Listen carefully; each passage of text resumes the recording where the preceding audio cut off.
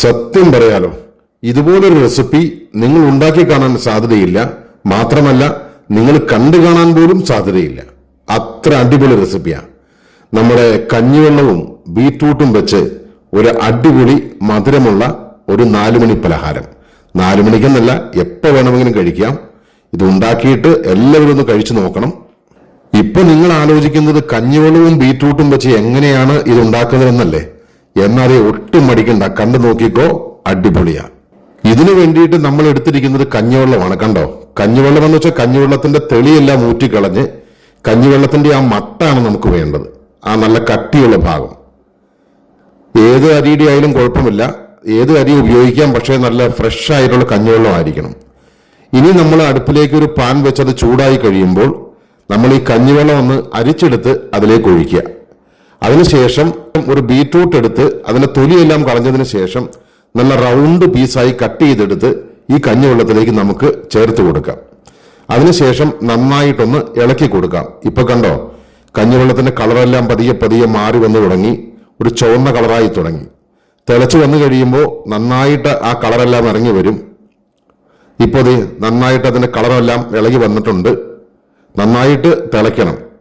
ഇത് തിളച്ചു എന്ന് കരുതി, ഈ ചുവപ്പ് കളർ വന്നു എന്ന് കരുതി ബീറ്റ്റൂട്ടിന്റെ ഒരു രുചിയൊന്നും ഇതിന് വരില്ല. ആ കളറ് മാത്രമേ നമുക്ക് കിട്ടൂ. ഇനി ഈ ബീറ്റ്റൂട്ട് വേണമെങ്കിൽ നമുക്ക് തോരൻ ഉണ്ടാക്കുവാനോ എന്തിനു വേണമെങ്കിലും മാറി ഉപയോഗിക്കാവുന്നതേ ഉള്ളൂ. ഇനി നമ്മൾ ഇതിലേക്ക് ചേർത്ത് കൊടുക്കുന്നത് 1 കപ്പ് പഞ്ചസാരയാണ്.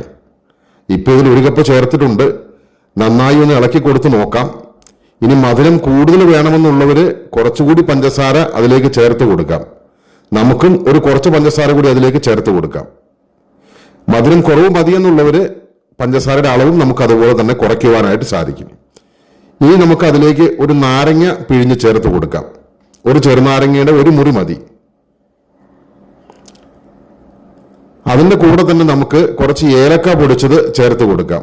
അതിനുശേഷം തീ ഒട്ടും കുറയ്ക്കണ്ട, നന്നായിട്ട് ഇളക്കിക്കൊണ്ടിരിക്കുക. ഇനി നമ്മൾ അതിലേക്ക് ചേർത്ത് കൊടുക്കുന്നത് 1 സ്പൂൺ നെയ്യാണ്. നെയ്യ് കൂടെ ചേർത്ത് നന്നായിട്ട് ഇളക്കുക. ഇപ്പം നല്ല നിറമൊക്കെ വന്നിട്ടുണ്ട്, നന്നായിട്ട് തിളച്ചു വരുന്നുണ്ട്. ആ വെള്ളമെല്ലാം ഒന്ന് വറ്റി തുടങ്ങി. കുറച്ച് നെയ്യും കൂടെ ഞാൻ ചേർത്ത് കൊടുക്കുന്നുണ്ട്. നന്നായിട്ട് ഇളക്കി. ഇനി അതിലേക്ക് നമുക്ക് കുറച്ച് വെളുത്ത എള്ള് അതിലേക്ക് ചേർത്ത് കൊടുക്കാം.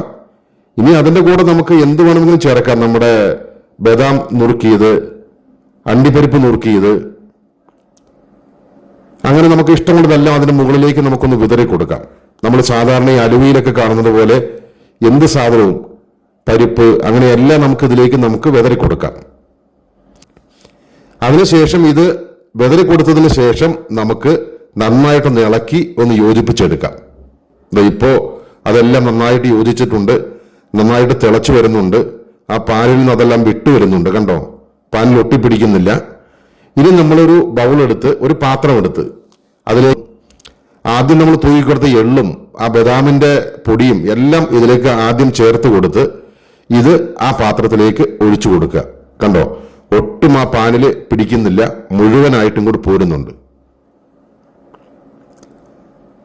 ഇനി നമ്മൾ ഇത് എടുത്തൊന്ന് മാറ്റി വെച്ച് ഈ ചൂടൊക്കെ ആറി ഒന്ന് തണുക്കുവാൻ പാകത്തിന്, ഫ്രിഡ്ജിലൊന്നും വെക്കേണ്ട ആവശ്യമില്ല, നമുക്കൊന്ന് മാറ്റി വെക്കാം.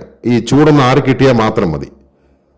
ചെറുതായിട്ടൊന്ന് കൊട്ടി വെച്ചു കൊടുക്കാം. അതിൻ്റെ ഉള്ളിൽ ആ ബബിൾസ് ഒക്കെ ഉണ്ടെങ്കിൽ ഒന്ന് പൊക്കോളും.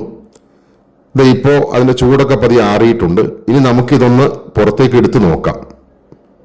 ഒന്ന് ഓർത്ത് നോക്കണം, ഇത് മെയിനായിട്ട് നമ്മൾ കഞ്ഞിവെള്ളമാണ് ഉപയോഗിച്ചിരിക്കുന്നത്. അത് മാത്രമല്ല, കളറിന് വേണ്ടിയിട്ട് നമ്മൾ ബീറ്റ്റൂട്ടുമാണ് ചേർത്തിരിക്കുന്നത്. കണ്ടോ, കാണാൻ തന്നെ എന്ത് രസമാണെന്ന് നോക്കി, നല്ല കളറ്. അത് മാത്രമല്ല, ഇത് നല്ല സോഫ്റ്റ് ആണ്. കണ്ടോ, ഇനി ഇത് മുറിച്ച് നോക്കണം. ഇത് മുറിച്ച് കണ്ടു കഴിഞ്ഞാൽ ഏത് ഷുഗർ ഉള്ളവനും ഓടി വന്ന് വലിച്ചുവാരി കഴിച്ചു പോകുന്ന അടിപൊളി രുചിയാണ് ഇതിന്. അതുകൊണ്ട് ഷുഗറുള്ള ആളുകളുടെ മുമ്പിൽ നിന്ന് ഇത് മാറ്റി വെച്ചേ മുറിക്കാവുള്ളൂ. അവർക്ക് ഒരു ചെറിയ കഷ്ണമൊക്കെ കൊടുക്കാട്ടോ. ഒരു നല്ല റെസിപ്പി ഉണ്ടാക്കിയതല്ലേ. സംഭവം അടിപൊളിയാട്ടോ.